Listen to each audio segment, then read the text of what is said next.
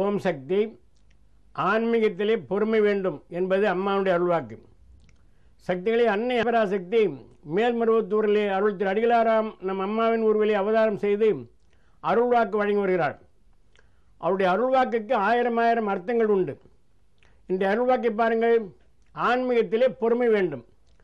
பொறுமை வேண்டும் என்பதற்கு மற்றவர்கள் கூறுகின்ற இழி சொல்லையும் பழி சொல்லையும் பொறுத்து கொண்டு நேர்மையான வழியிலே செல்ல வேண்டும் என்பது ஒரு பொருள்.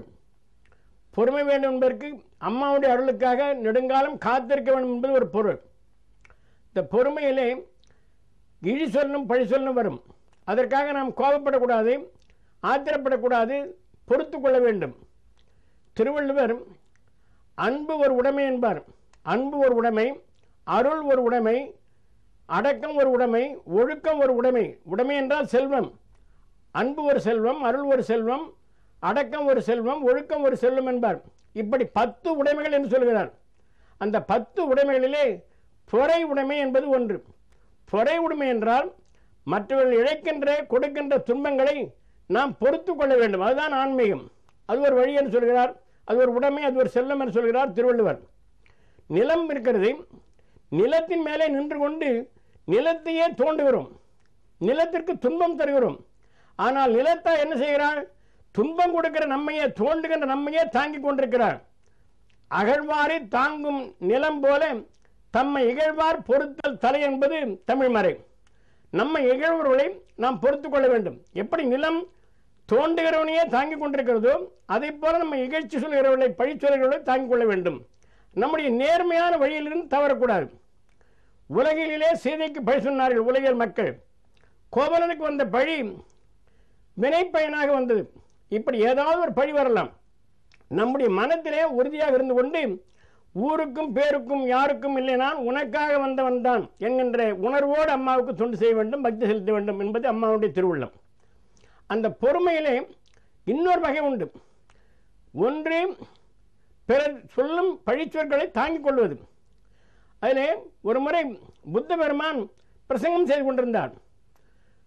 கேட்டுக்கொண்டிருந்த ஒரு பக்தன் உடனே வந்து அவருடைய முகத்திலே காரி துப்பினான்.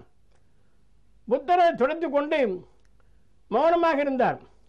அருகிலே இருந்த சீடர்கள் எல்லாம் ஓடி வந்து அந்த துப்பினவனை அடிக்க போனார்கள். புத்தரை தடுத்து விட்டு சொன்னார், ஏதோ அவர் சொல்ல வந்தார், என்னிடத்திலே அவருக்கு சொல் கிடைக்கவில்லை, வார்த்தை கிடைக்கவில்லை, ஏதோ செய்கையிலே காட்டி விட்டார், அவரை ஒன்றும் செய்யாதீர்கள் சொன்னார்.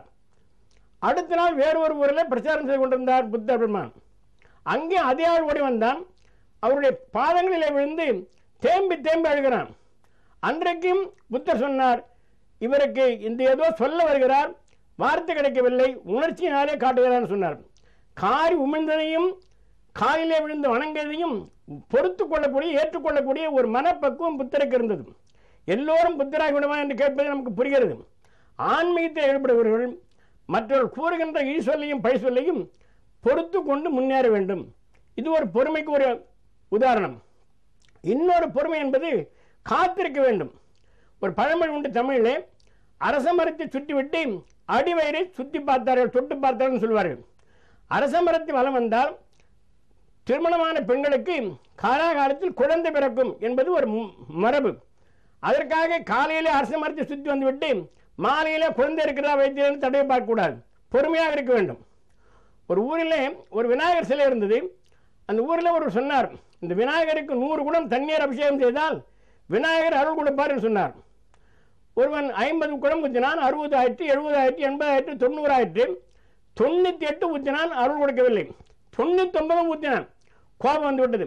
இந்த விநாயகர் 99 குடத்திற்கு அருள் கொடுக்காமல் 100வது குடத்திற்கு அருள் கொடுத்து விட போகிறார்கள் என்ற ஆத்திரத்திலே அந்த குடத்தை பிள்ளையாருடைய சிலையின் மேலே போட்டு உடைத்து விட்டான்னு சொல்வார்கள். அப்படி ஆன்மீகத்திலே அவசரப்படாமல் காத்திருக்க வேண்டும். சாதாரணமாக பாருங்கள், உலகிலே ஒரு கீரை விதைக்கிறோம், அது 15 நாளிலே கொடுக்கிறது, பலன் கொடுக்கிறது. அதற்காக நெல்லும் 15 நாளில் பலன் கொடுக்குமா?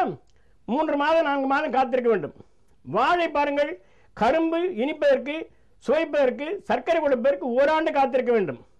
தென்னை, பலாம், மா போன்ற மரங்கள் எல்லாம் 4-5 ஆண்டுகள், 5-6 ஆண்டுகள் பொறுத்து பலன் கொடுக்கிறது. ஆகையினாலே அம்மாவிடம் வந்தவுடனே பலன் கொடுக்க வேண்டும் என்று நாம் எதிர்பார்க்கக்கூடாது.